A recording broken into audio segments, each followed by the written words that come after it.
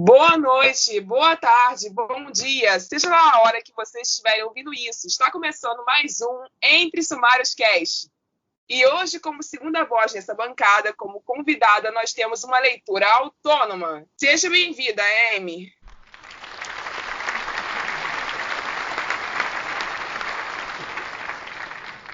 E como terceira voz dessa bancada, nós temos a nossa nova contratada lusitana, a Leonor.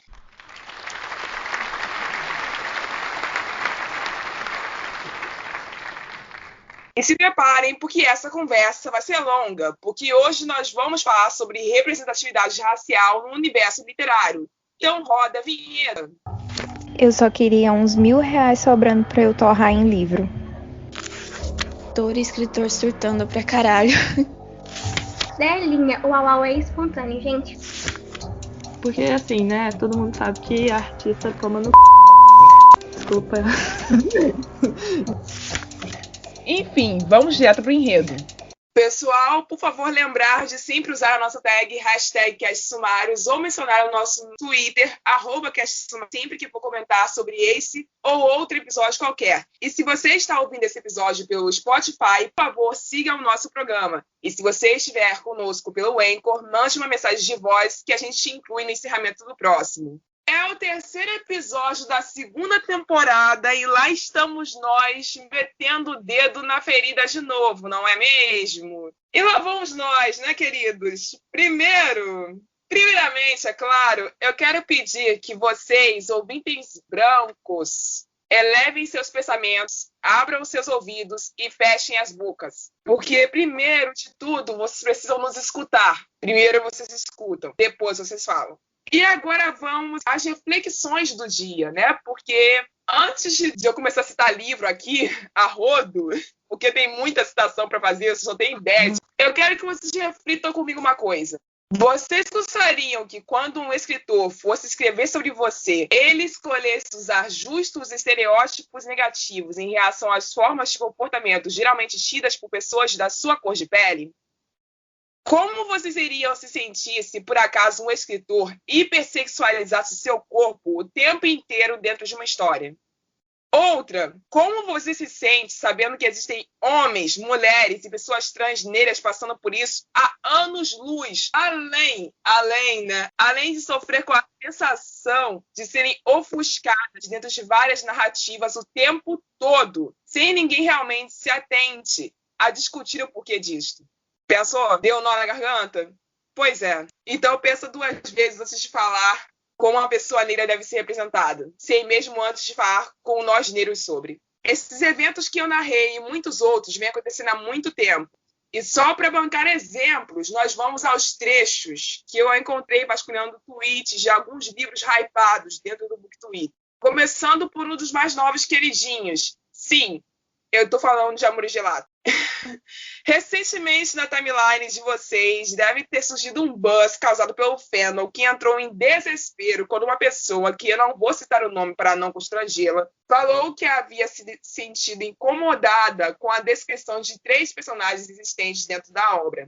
Em primeiro lugar, vamos aos 2 principais, que em vários momentos são descritos no livro como pele bronzeada ou pele morena. E um terceiro personagem que é descrito como pele escura ou pele cor de café. Mas você deve estar aí pensando, mas o que tem de errado nessas descrições? Calma lá, eu te explico. O uso de palavras como bronzeada e morena e o uso de metáforas como pele banhada de sol e pele cor de café foram e são formas usadas por autores ao redor do mundo para esbranquiçar ou amenizar os traços de pessoas negras. E isso, além de afetar várias culturas de diferentes etnias, ainda fortalece o estereótipo de tom de pele aceitável dentro de uma sociedade que, infelizmente, ainda contém muitos racistas. A surpresa maior da galera, além de finalmente entender essas problemáticas, foi de descobrir, depois de uma longa discussão, gente, a quantidade de fãs desse livro surtando não foi brincadeira. Vocês estão ligados, porque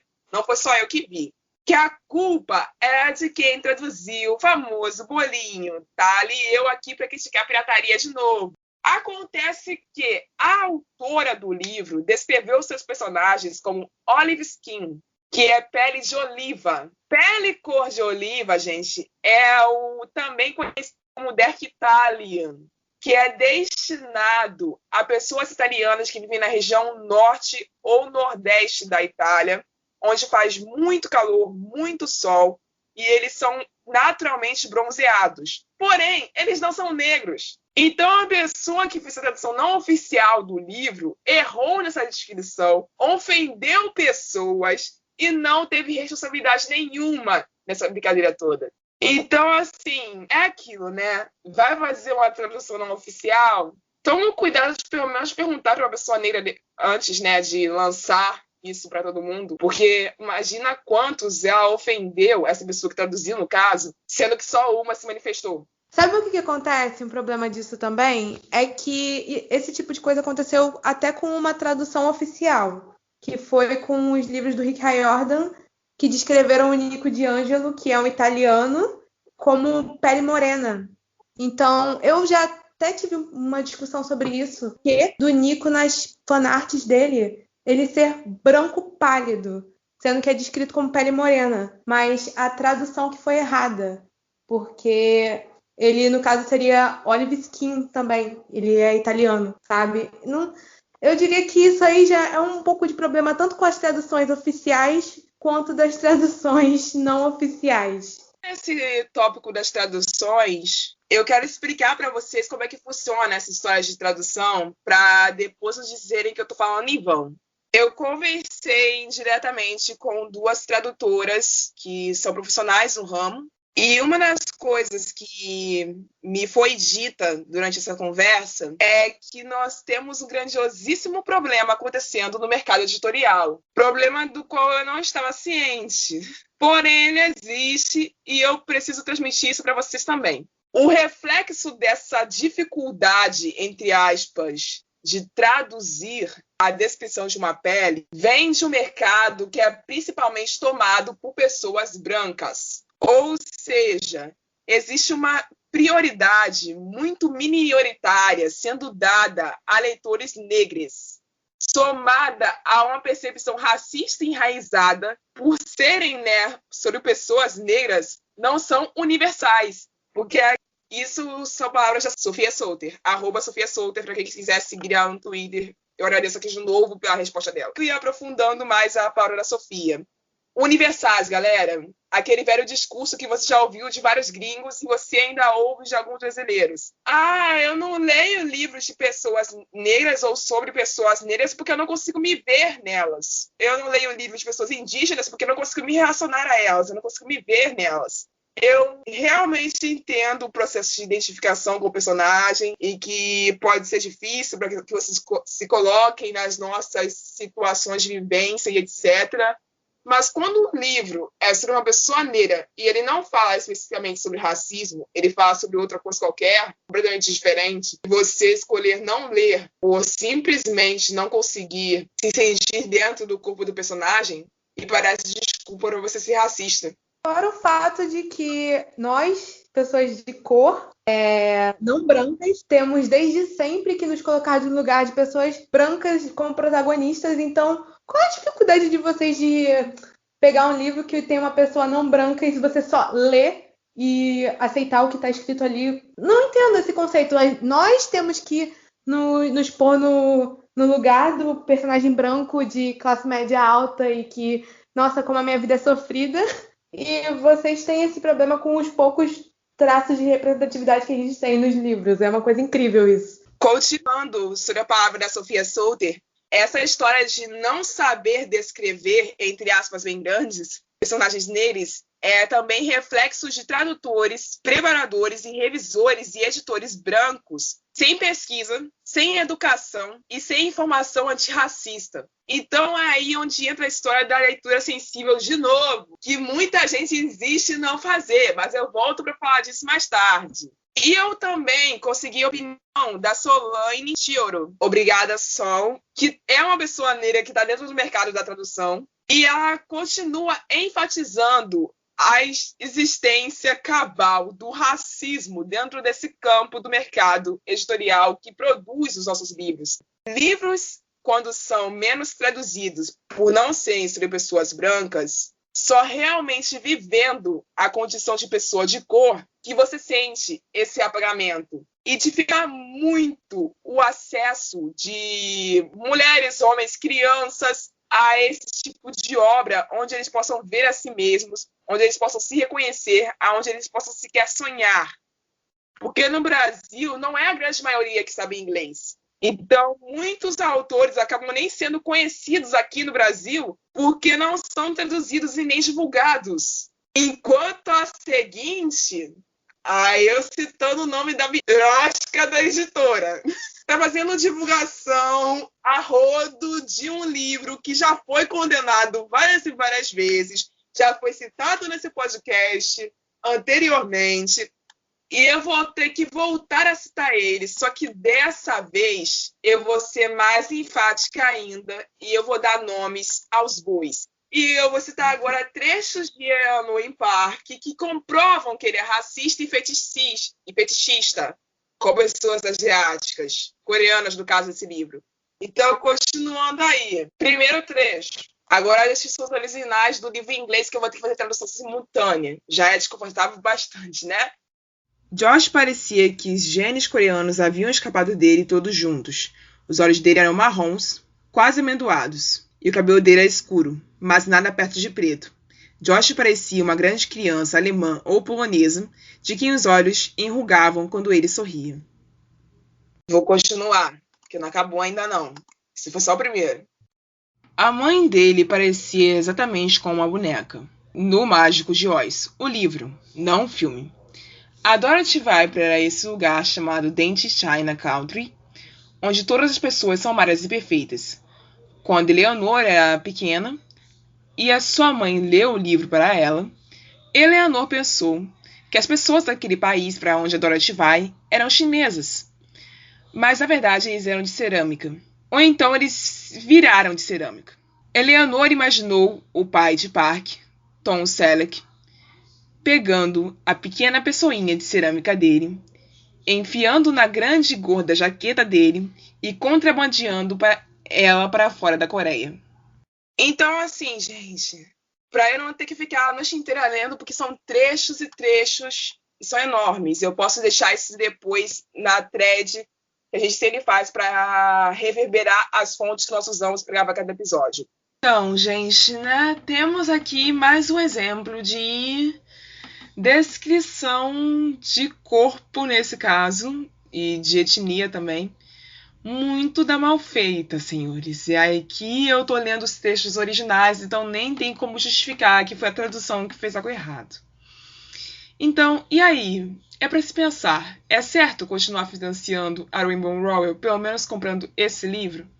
Sendo que ela nunca pediu desculpas nem se pronunciou sobre o assunto? Tão errado quanto a hipersexualização da mulher negra, que é feita em muitos livros, que infelizmente eu não encontrei nenhum trecho para exemplificar aqui para vocês, que fazem parecer que toda mulher negra deve ter coxas grandes, bunda grande, falar alto e ser boa de cama. Isso e o outro que eu falei anteriormente são equivalentes, ferem do mesmo jeito. Fazer os traços de alguém, a etnia de alguém, a cultura de alguém serem exorbitados e sexualizados em forma de fetiche em livros não é bonito, não é engraçado e não deve ser feito com ninguém. Isso eu estou dizendo entre negros, asiáticos, indígenas e marrons. Não é para fazer. E vocês fãs que ficam exaltando a Rainbow Rowell como se ela não tivesse feito nada de errado e que só amam o livro porque existe um coreano lá dentro, vocês estão sendo fetichistas, tal qual. Porque não adianta você fazer a coisa errada em grau menor e achar que por isso tá tudo bem, porque não tá tudo bem. Coisa errada continua sendo errada, né, Gai? E outra coisa, você diminuir os traços étnicos só porque essa pessoa é birracial, como foi feito com o Josh, nesse trecho primeiro que eu citei, que ela escreveu que ele parecia uma criança alemã ou polonês, tudo menos coreana. Então, vocês, por favor, caiam na real e pensem. Vocês não gostariam de ser diminuídos dessa forma? Cara, é claro que não. Não tem como alguém escrever isso e passar tranquilo. Não é assim que funciona, gente. Se uma pessoa é birracial, ou seja, descendente de outra etnia que não seja branca, elas têm que ser levadas em conta como birraciais que são, ou denominadas pela raça predominante nos corpos delas. Assim como as pessoas que são descendentes de asiáticos e indígenas. E é por isso que eu volto a dizer aos escritores brasileiros que vocês não devem, de forma alguma, usar identificações como mulata e caboclo para escreverem descendentes, porque isso também é errado.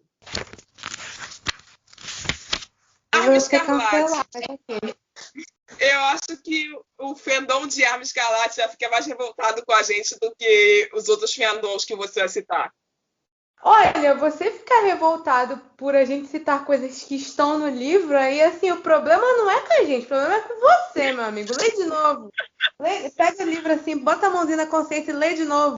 Então, lembram daquela pergunta que eu fiz lá no comecinho de como vocês se sentiriam se um escritor fizesse questão de exorbitar os traços mais negativos sobre o seu comportamento através de um livro? Então, é exatamente sobre isso que define a razão das nossas reclamações ditas hoje sobre Arma Escarlate. Eu vou usar aqui do livro trechos, tá?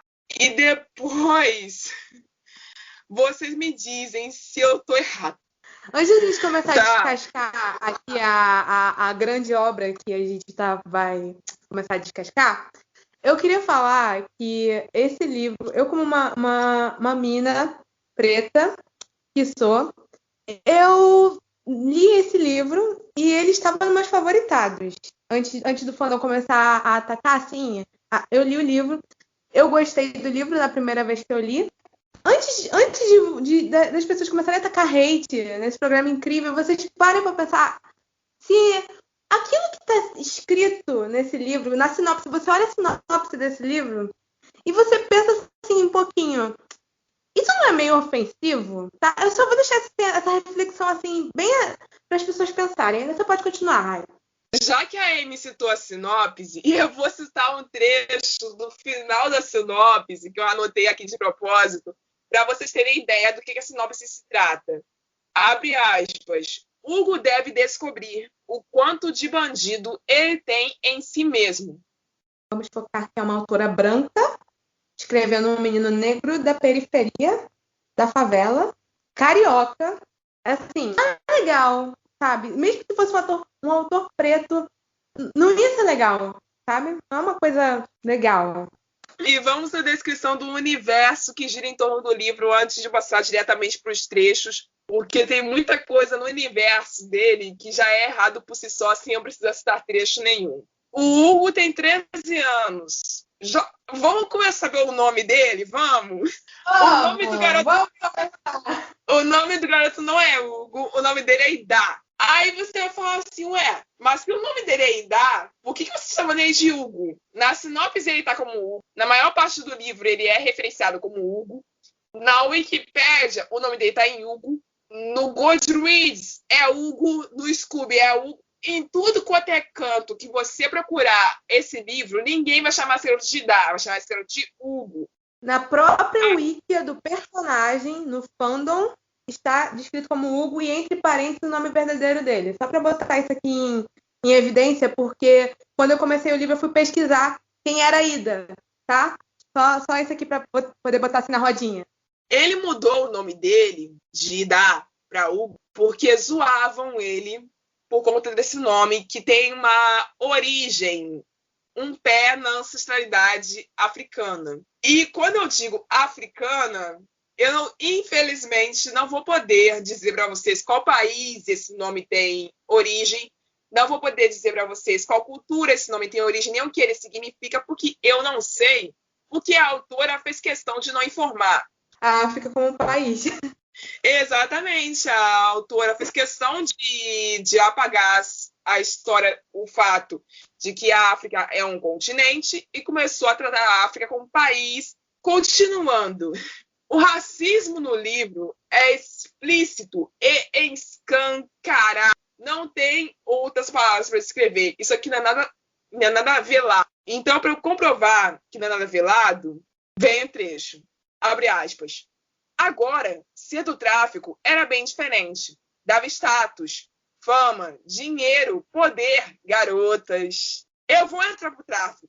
Idá declarou para o completo espanto do amigo. E vamos da concepção que as crianças da favela só entram no tráfico não pela necessidade, né? Ela entra porque ela quer pegar a menina, ela quer aquele negócio. Assim, a autora, ela descreve que a família do Ida vive em um container. Só que nesse pensamento dele, vou entrar por tráfico, não parece que ele tá entrando porque, nossa, minha família precisa de dinheiro. Não, eu tô entrando porque eu quero pegar a menina. Porque eu quero dinheiro, eu quero poder. É isso que eu quero na minha vida. Não é porque eu tô ferrado morando na porcaria de um container. É porque eu quero poder, sabe? É isso que as crianças pensam na favela. É isso mesmo. E assim, a autora escreveu isso sem vivência alguma, sem estudo algum, sem responsabilidade nenhuma, em um livro que é para o público pré-adolescente. É sobre isso, sabe? Assim, os meninos negros da periferia já tem as pessoas fora lá já vem com esse pensamento, vai crescer, vai virar bandido. Olha aquele menino ali. Já sabe que quando esse garoto crescer, ele vai entrar pro tráfico. E esse tipo de coisa. Vamos focar que a autora, ela é uma mulher branca de classe média. Provavelmente ela nunca pisou numa favela na vida dela. E ela tá escrevendo um bagulho desse. O Idá é uma pessoa horrível. Horrível no sentido de horrível. Não tem outra palavra para escrever esse garoto. Ele é horrível. Ele é violento, ele é soberbo, ele é arrogante. Ele não se importa com as outras pessoas. Ele distrata as outras pessoas. Ele distrata a própria mãe durante o livro. E sem falar que ele distrata também outras pessoas de cor que estão com ele na escola, no tal do castelo, né? E a gente vai agora para o universo da escola para poder descrever o problema dele dentro da escola. Para início de conversa, vocês desconsiderem o fato da escola, de magia, etc., porque na maior parte do livro as aulas nem são citadas, então... Se eu não me engano, só 2 aulas são citadas. 2 ou 3. Tá por aí, nesse nível aí. Continuando. Presta atenção, mas a gente tem um quadribol que é tipo um futebol de céu. E é isso, sabe? É realmente incrível isso. É ironia, tá bom? Ironia. É ridículo você ter que avisar que foi ironia isso, mas enfim. Não, porque assim, tem que avisar. Tô falando isso. É incrível. Olha só, se o universo fosse bem desenvolvido e não tivesse esse plot ridículo que ele tem, ia ser incrível. Mas como não é, então assim, não é. Voltando à escola, que é onde começa o problema todo do livro. Aliás, é onde começa não, mas é onde o problema está mais evidente, vamos dizer assim. Existe o fator do aliciamento de menores dentro da escola. E existe também a demonstração cabal do estereótipo do negro raivoso, representado pelo Idá. Ele é totalmente.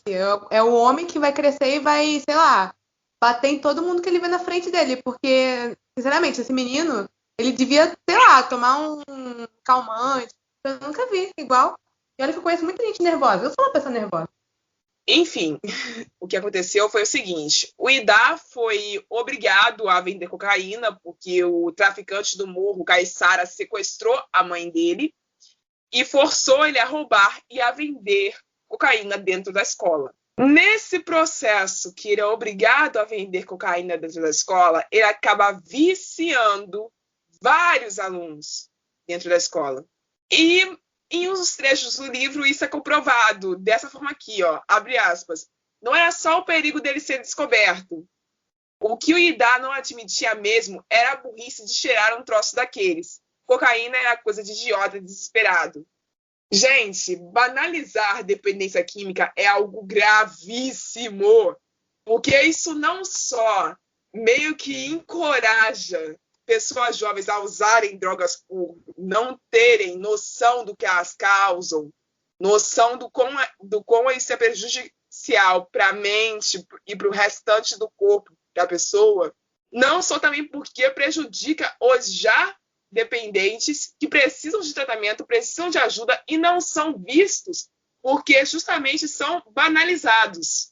E o livro trata os dependentes químicos como se eles só fossem viciados porque querem o tempo inteiro. Outro exemplo disso vai nesse trecho, abre aspas, passaram por uns chipinhos mal encarados, algumas mulheres se oferecendo, outros tantos meninos cheirando cola.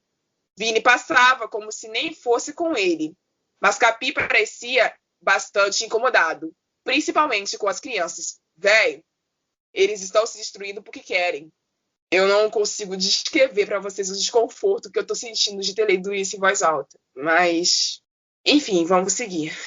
A personagem Dandara, que é a mãe do Ida, ela é tratada como a irresponsável, a descuidada, a displicente, a negligente, a pior mãe que vocês podem imaginar o livro inteiro. E como se isso já não fosse suficientemente ruim, ela ganha o título de pecadora perfeita, porque ao mesmo tempo que ela é descrita como uma espécie de puta, porque ela, abre aspas, vive colocando bandido dentro de casa, fecha aspas, ela é perfeita porque ela ainda assim consegue amar o filho dela, porque ela é perfeita porque ela ainda assim consegue se esforçar para cuidar do filho dela, em todas as condições horríveis que ela vive. Isso é comprovado em outro texto. Não bota bandido dentro de casa que eu não viro bandido. E dá alfinetou. A mãe responde, eu não boto bandido dentro de casa. Ah, não? E o Caissara é o quê, então? Um santo? Dandara abriu a boca para argumentar, mas logo voltou a fechá-la. O Caissara foi um erro. Um erro? O maior bandido da favela. Um erro. E o Clayton, hein? E o Roberval?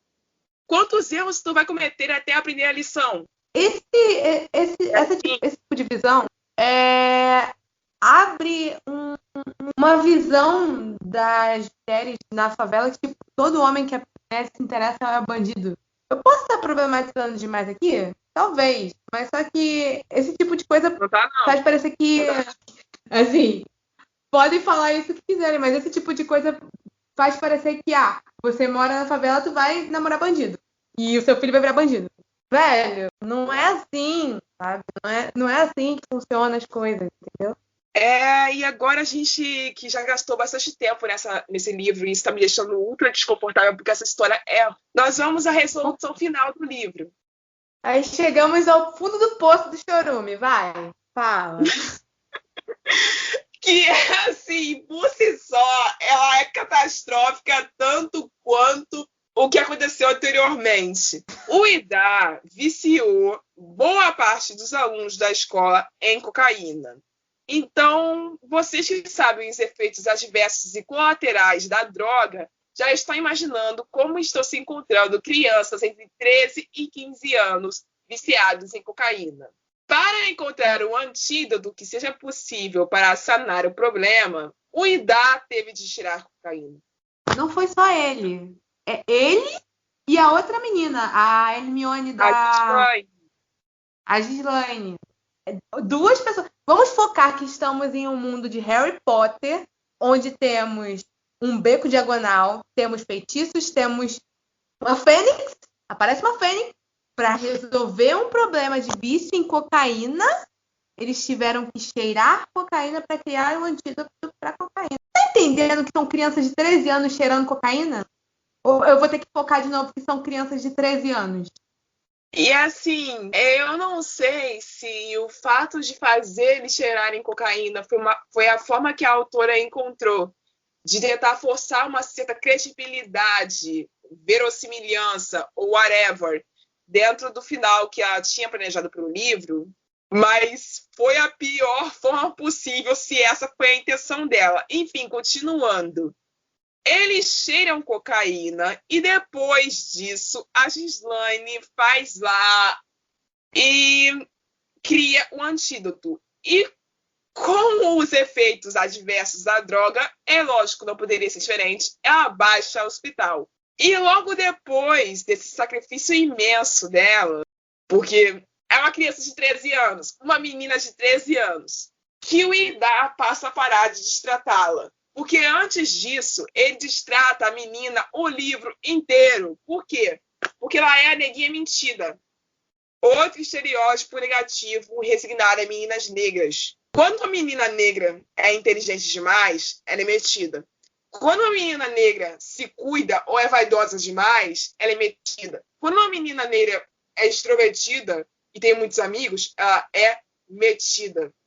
Sim, e tipo assim, ela nunca, no livro inteiro, 300 páginas, tá por aí, ela nunca fez nada para merecer esse ódio todo que o Ida tem dela. Isso já é outra forma, voltar no tópico de que o Ida é um personagem detestável.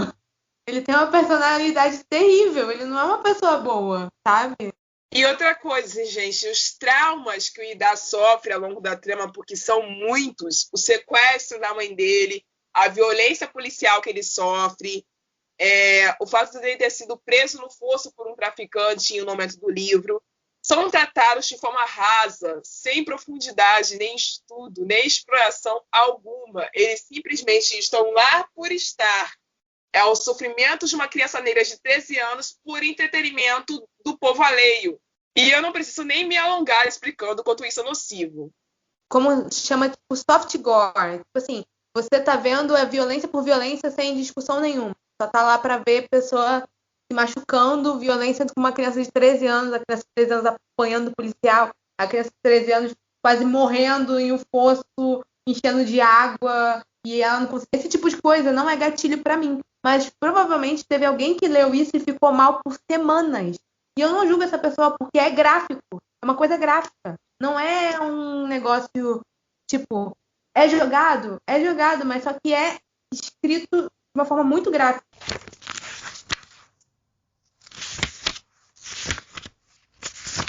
Alguns instantes de acotar nos fizeram o desfavor de piorar as coisas, não é mesmo, Amy?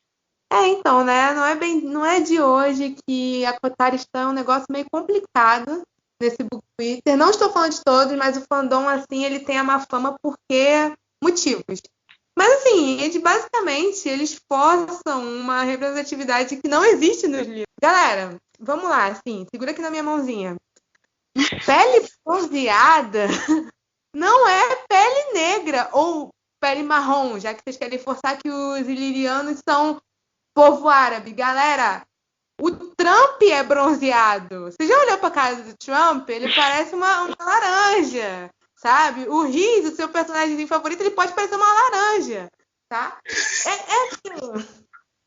As pessoas se baseiam os personagens de Akotar em fanart. Cara, fanart, deixa eu contar um segredo aqui pra vocês. Se não tá escrito no livro, não é canon. Me desculpa, mas não é canon. Sabe? Se não tá escrito claramente tal personagem é preto, tal personagem é negro, tal personagem é de pele marrom, ele não é. Não é. Bronzeado não é pele negra, não é pele marrom. Ponto. Acabou. Não tenho o que discutir em relação a isso. Então, gente, vocês entenderam? Você quer dizer o desenho? Eu desenho, gente. Desenho aqui pra vocês a paleta de cores, assim. É complicado, sabe? Esse tipo de coisa. A representatividade nos livros é tão essencial, ou deveria ser pelo menos, quanto o enredo e toda a evolução da história. O leitor, ao estar imerso no livro, precisa sentir mais envolvido também em características semelhantes aos personagens. E, infelizmente, não é algo que acontece regularmente nos livros portugueses e, consequentemente, os seus respectivos escritores. Não vou mentir, existem livros incríveis escritos por portugueses que precisam de mais reconhecimento. Em Portugal, tristemente, não existe um grande apoio a escritores, havendo muitos poucos autores que se destacam. Isso também é em grande parte culpa do ensino e a economia que não estimula a leitura. Em média, cada habitante compra somente 1,3 livros por ano. Muito pouco comparativamente a outros países como França, Espanha, Inglaterra e etc. Sendo que a maioria são livros de obrigação escolar. Pois é, a leitura espontânea não parece fazer parte do país. Todos esses livros posso garantir que, no mínimo dos mínimos, que são escritos por autores brancos, que os seus personagens principais são também caucasianos. Portugal não é um país tão diversificado quanto o Brasil ou os Estados Unidos da América. No entanto, como negra e naturalizada aqui, sei que uma grande parte da população é de outras e enormes etnias. Contudo, mesmo que a pessoa tenha nascido cá, é sempre caracterizada como estrangeira. Triste, não é? Exatamente por esse motivo que personagens de livros portugueses acabam por idealizar um português padronizado, branco. Não é irrealista dizer que livros abrem mentes e ajudam a ter uma perspectiva diferente. Por isso, quanto mais livros que abrangem mais etnias, religiões e sexualidades, melhor, certo? Bem, parece que o dedo irá cair caso não houver um personagem negro nos livros daqui. É sério, tudo é tão branco quanto uma folha de papel nova. Além de haver uma grande percentagem de negros em Portugal, ciganos, chineses e indianos também representam uma boa parte.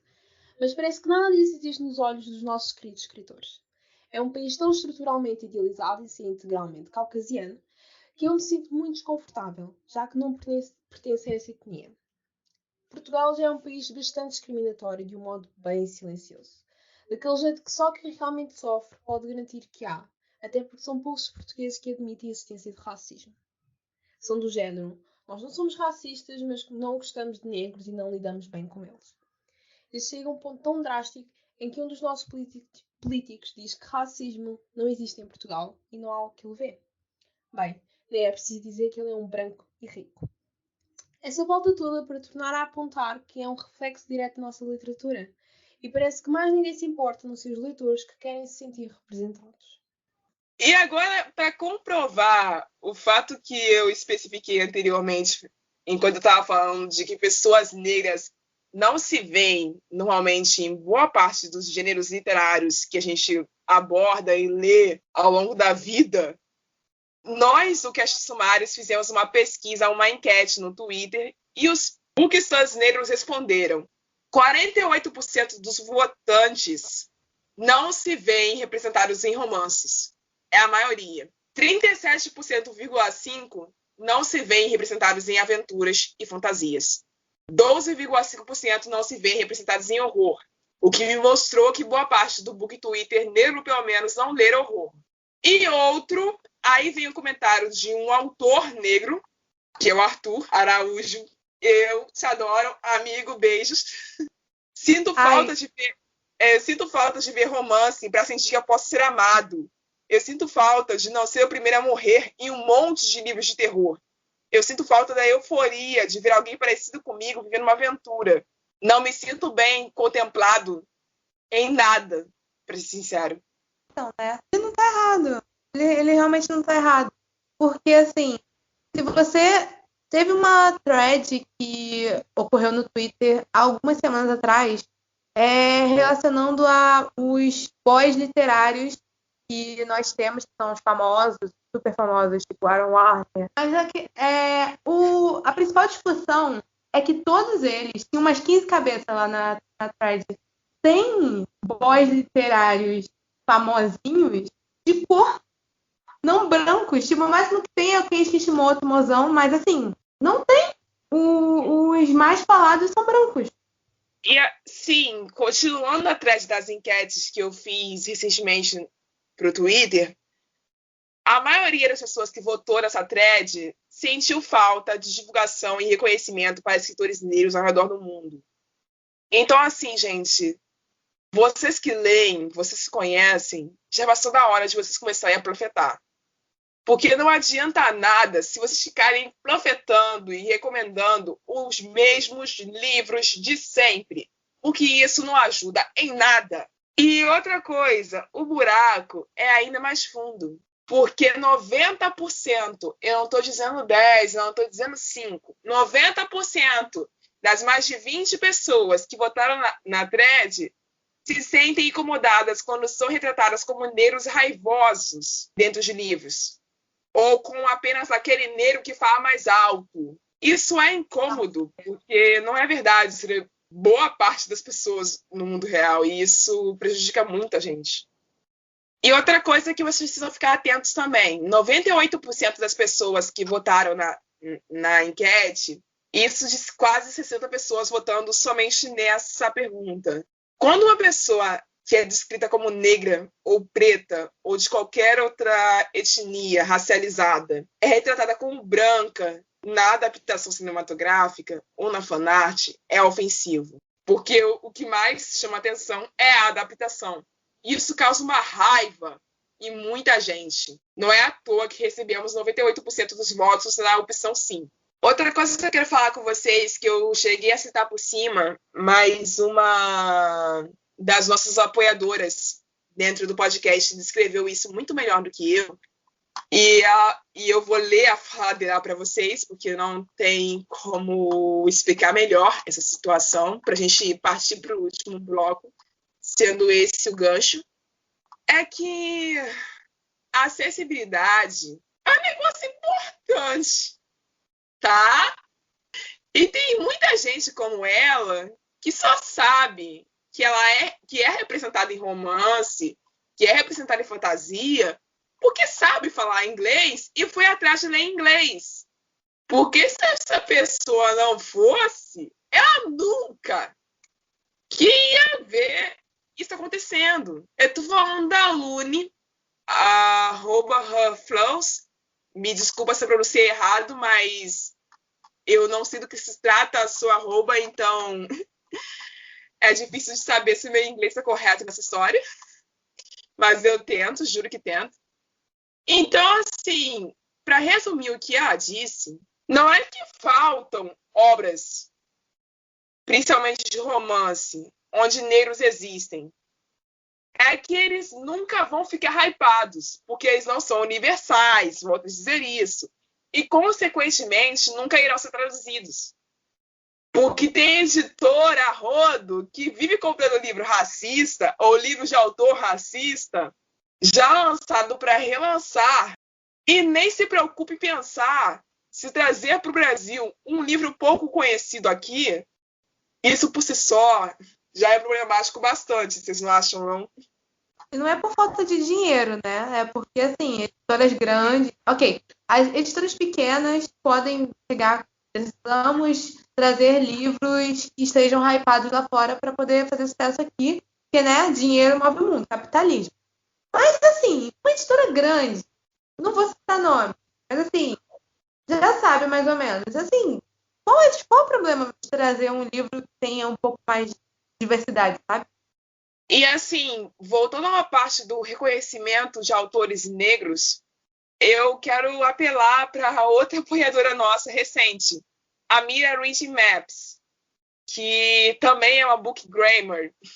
A Mira disse: eu sinto muita falta do reconhecimento, principalmente para o gênero fantasia e para o subgênero high fantasy. Tem tantos escritores negros sendo lançados diariamente, mas as pessoas continuam profetando os mesmos brancos, ou os mais famosos negros, que são poucos nas listas. Então, assim, gente, acorda pra vida. Se você ficar o tempo inteiro recomendando para o gênero adolescente seleção, não adianta. A pessoa não vai ser representada. Não adianta vocês quererem forçar isso. Os autores têm ou não têm obrigação de incluir diversidade e representatividade em suas histórias? Cara, obrigação, ninguém tem obrigação de nada, né? Vou repetir o argumento. Somos um país livre. Estados Unidos é um país livre, na teoria. Aqui também, na teoria. Então, assim, você não tem obrigação de nada. Mas é aquilo. Você vai fazer um livro em 2020, 100% branco, ou 100% hétero, ou os dois ao mesmo tempo. Tem. Então, assim, se o teu livro hypar, que não vai ser difícil levando em consideração autores, as pessoas te criticarem, você não pode ficar surpreso com isso, porque estamos em 2020. Não tem mais época, não estamos mais na época de ter livros 100% brancos, que a protagonista é ruiva, igual todos os livros dos anos 2000, sabe? A protagonista ruiva, o par romântico dela é louro. Eu não aguento mais, sabe? Eu tô aqui, um apelo, escritores, eu não aguento mais. Eu, como leitora autônoma, parem! Por favor! Assim, antes de falar se eu concordo ou não com a minha amiga aqui, eu vou pedir primeiro desculpas, porque pode ser que sem querer eu acabe ofendendo uma pessoa aqui. Mas eu concordo com ela que estamos em um país livre e cada um escreve o que quiser, porém com algumas exceções, e vocês já sabem quais elas são, então eu não vou me atrever a repetir.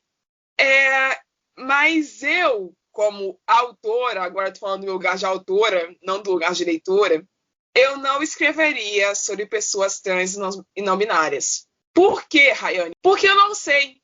Então é uma coisa que eu prefiro não fazer a fazer errado, a fazer merda, a ofender a pessoa, a fazer a pessoa se sentir ferida, fazer a pessoa se sentir humilhada, se sentir invalidada pela minha escrita.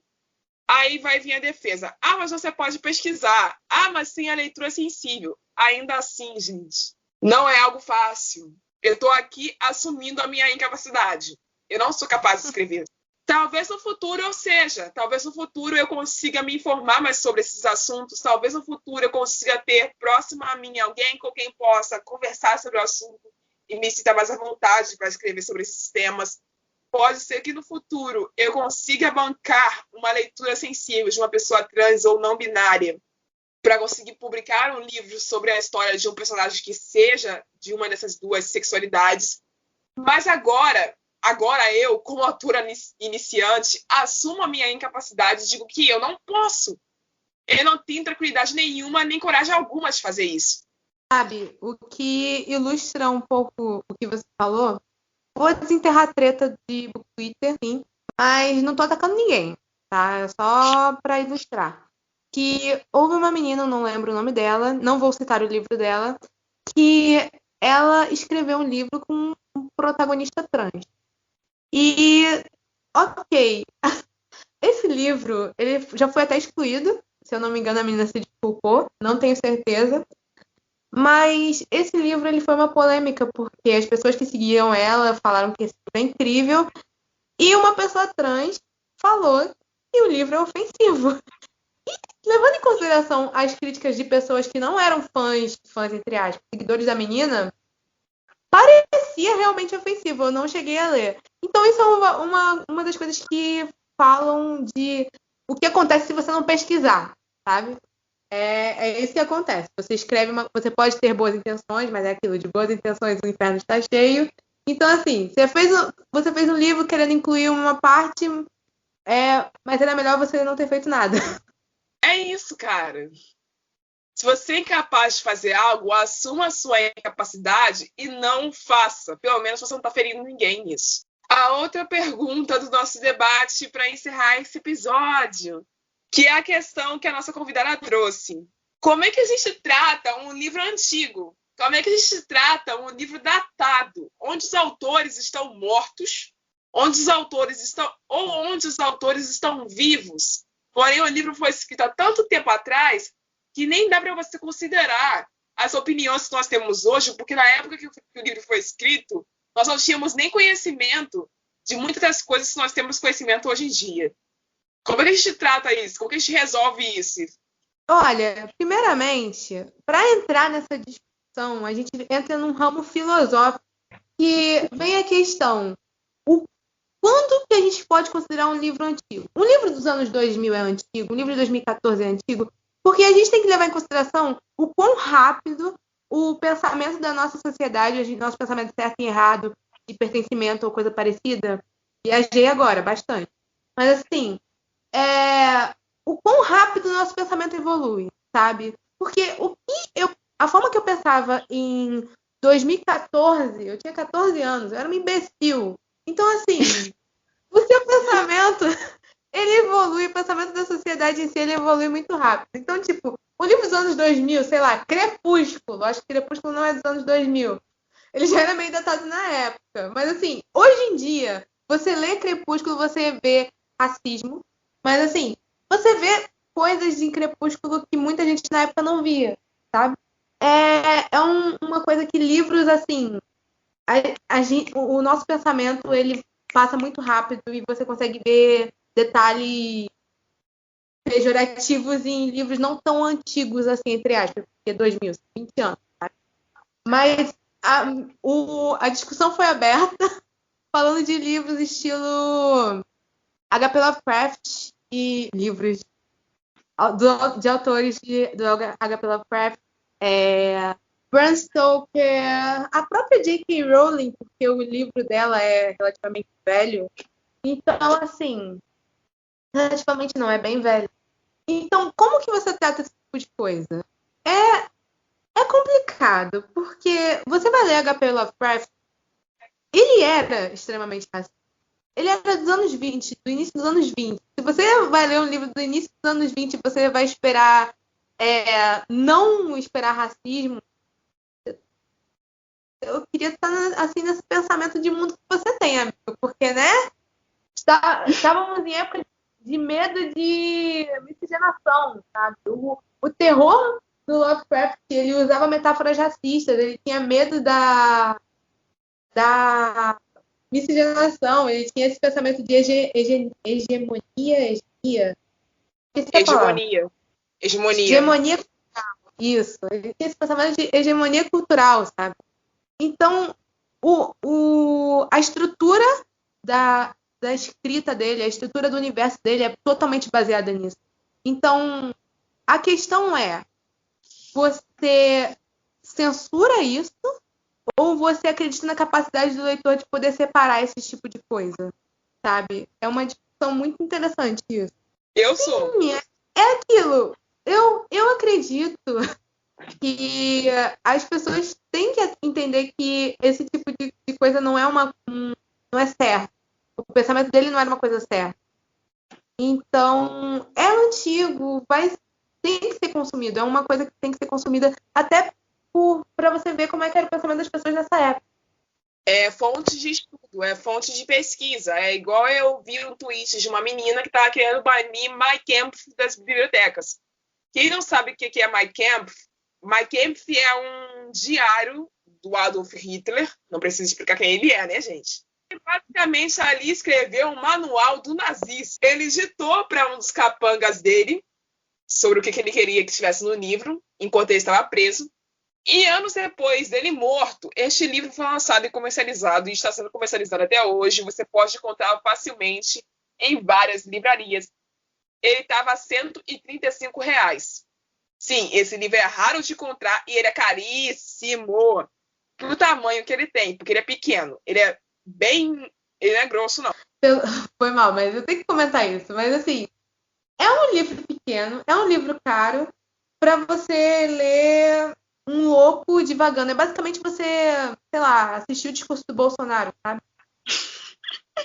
Exato, ou então assistir o filme A Queda, que, tipo, é um dos filmes mais realistas que existem sobre a época. Então, assim, gente, não é para banir Mein Kampf das bibliotecas nem das livrarias, porque ele é um objeto de estudo para alunos de ciência e política, alunos de direito, alunos de história e até alunos de letras, se bobear, porque a avaliação do texto do Hitler, de como ele escrevia, também pode ser importante para estudos futuros. Isso é tema de doutorado, de mestrado, e a gente não pode simplesmente ignorar a importância histórica que tem um livro desses. É como você querer banir o Czar Vermelho, a Corte do Czar Vermelho, desculpa, que é um livro sobre Stalin. Então, se você vai banir um, bane todos. E é aquilo, né, gente? Esse conceito de banir livro é bem... Não é legal, né? O conhecimento tem que deixar aberto. O bom e o mal, sabe? E aí vai da ética da pessoa separar aquilo. O que ela vai guardar para ela e o que ela vai ler só por estudo. E outra coisa que eu queria falar também, gente. O ato de banir livros já foi feito antigamente por governos autoritários. O Fahrenheit 451 fala sobre isso, né? E já foi feito anteriormente pela igreja, sim, a igreja católica, da qual eu hoje em dia faço parte. Então, assim, meu lugar de falar de novo. Vocês querem ficar parecidos com o que os papas da era medieval eram? Depender dos livros escritos no Index, a quantidade de história que nós hoje em dia não conheceríamos, a quantidade de histórias que hoje em dia não seriam escritas, iriam ser infinitas também. Porque a igreja fez questão de proibir. E é isso, sabe? Aquilo foi escrito daquele jeito e é para ser consumido daquela forma. Não tem o que dizer. Então é isso, gente. Acabou. Eu sei que foi um episódio difícil de ouvir, mas ele foi necessário. Eu vejo vocês na próxima e até a próxima leitura. Tchau! Tchau! E para vocês, a citação do dia é: resistência é lutar. Resistência é persistir. Resistência é tentar. Tentar até conseguir. Eu sou preta. Eu sou black. Eu sou quem eu quero ser. Para ser negra e feminista, eu não posso perecer. Do livro Poesias Lelex, da Lelê Alves. E o nome do poema é Resistir. Até a próxima, pessoal! Este episódio do Entre Sumários Cast foi escrito e dirigido por Rayane Silva, M e Leonor. A edição foi feita por mim, Rayane Silva, e vocês os encontram presentes no @castsumários. Tenham todos uma boa noite e até a próxima leitura.